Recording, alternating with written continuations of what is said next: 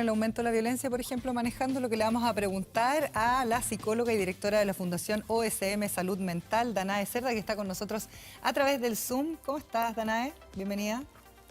Hola, muchas gracias por la invitación.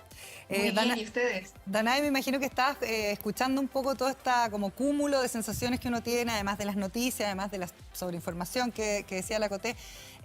¿Afecta esto, sí o no, a la salud mental de las personas? Y estamos hablando de casi el 90% de la población que hoy día siente mayor sensación de inseguridad.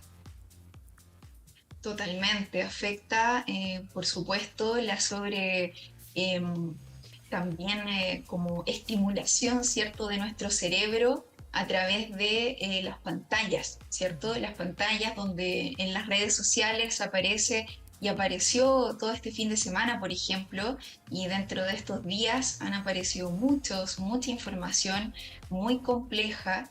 Eso genera que nuestro cortisol, ¿cierto?, que es la hormona del estrés, aumente y la amígdala cerebral, ¿cierto?, se mantenga en alerta. Entonces, por eso, como ustedes bien decían, uno está en la calle como alerta, constantemente. Alerta, no puedes andar con el celular.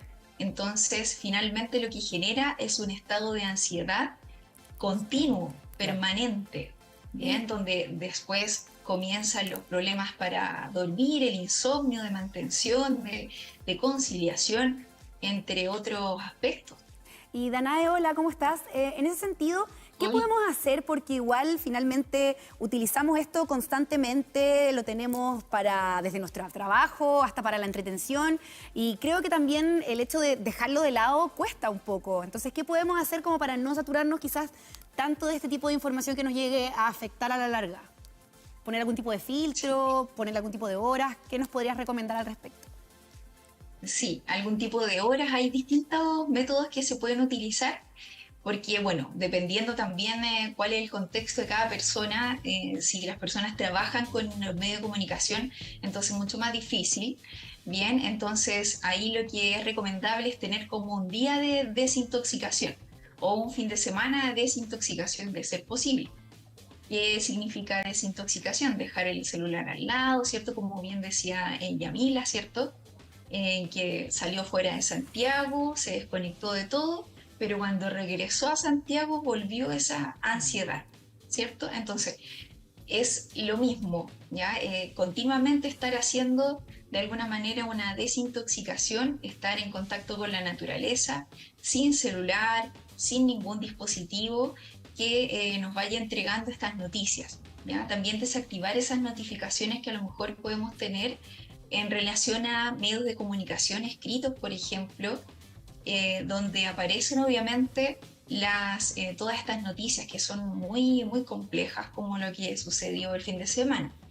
Entonces, esas son las formas que podemos utilizar. También lo que se recomienda es que una vez al día uno pueda visualizar las noticias, pero no todo el tiempo.